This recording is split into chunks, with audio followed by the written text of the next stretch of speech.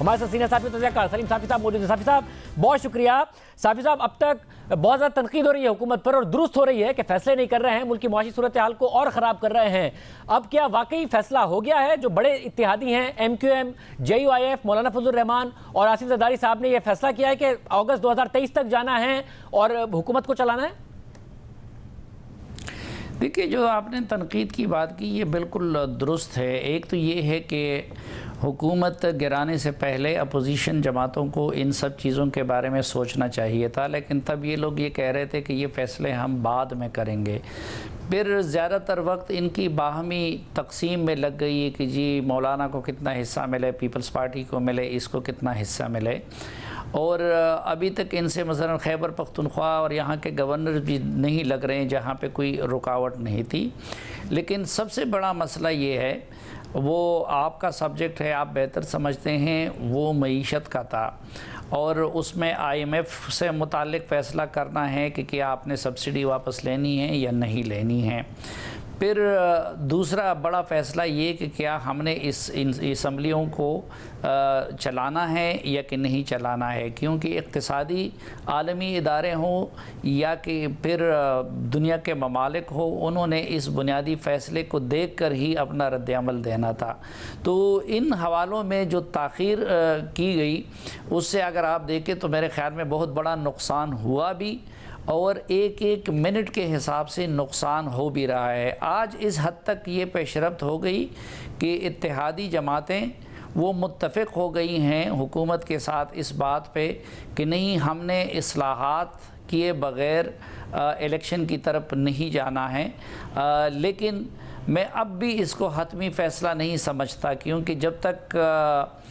Establishment اس معاملے میں on board نہیں ہوتی اور جب تک حکومت کی طرف سے باقاعدہ اعلان نہیں کیا جاتا تو بے یقینی کی یہ صورتحال جاری رہے گی۔ ویسے اب عام تاثر یہی ہے کہ مولانا فضل الرحمان، آصف زرداری، MQM سب چاہتے ہیں کہ اگر مشکل فیصلے کرنے ہیں تو کریں اور پھر مدت پوری کریں، اور اطلاعات یہ کہ شہباز شریف بھی یہ چاہتے ہیں، مگر شہباز شریف کو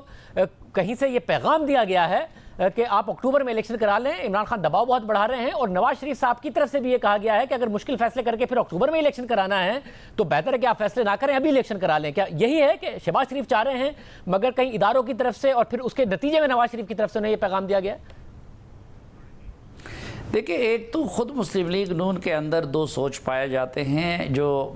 ایک بنیادی مسئلہ وہ ہے۔ ایک سوچ یہ ہے کہ وہ لوگ کہتے ہیں کہ بھئی ہم پچھلی حکومت کا گند اپنے سر کیوں لیں، اور بجٹ پیش کر کے اس کے بعد اگر ہم الیکشن میں جائیں گے تو عمران خان صاحب کے دور کے سارے گند کا ملبہ وہ ہمارے کاندھوں پہ آ جائے گا۔ دوسری سوچ اس کے برعکس یہ ہے کہ نہیں، ہمیں اصلاحات کرنی چاہیے اور ہمیں اس وقت مشکل فیصلے لے کے معیشت کو ایک خاص ڈگر پہ گامزن کر کے اور انتخابی اصلاحات کر کے اس کے بعد الیکشن کی طرف جانا چاہیے۔ لیکن اس میں بھی پھر ان کو یہ ڈر ہے کہ کہیں دوسری طرف سے پھر یہ فیصلہ نہ ہو جائے بجٹ پیش کرنے کے بعد کہ الیکشن کی طرف جائیں تو ہم پھر خسارے میں پڑ جائیں گے۔ اس لیے پھر وہ یہ سمجھتے ہیں کہ اس سے تو پھر بہتر ہے کہ ہم بجٹ جو ہے وہ نگران حکومت کو پیش کرنے دیں اور ہم ابھی الیکشن کی طرف جائیں۔ تو اب میرے خیال میں یہ جو دوسری طرف آپ اشارہ کر رہے ہیں، وہاں سے اگر یقین دہانی مل جاتی ہے کہ پھر حکومت کو جلد الیکشن پہ مجبور نہیں کیا جائے گا تو پھر تو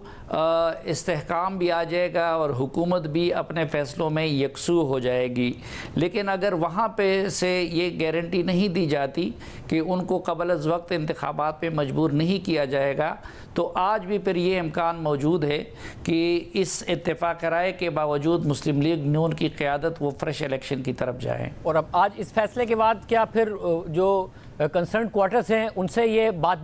پوچھی جائے گی کہ بھئی آپ مجبور تو نہیں کریں گے، دباؤ تو نہیں بڑھایا جائے گا، یہ کل ہوگا، آج ہوگا، پھر یہ فیصلہ کب ہوگا؟ کیونکہ معیشت لٹکی ہوئی ہے۔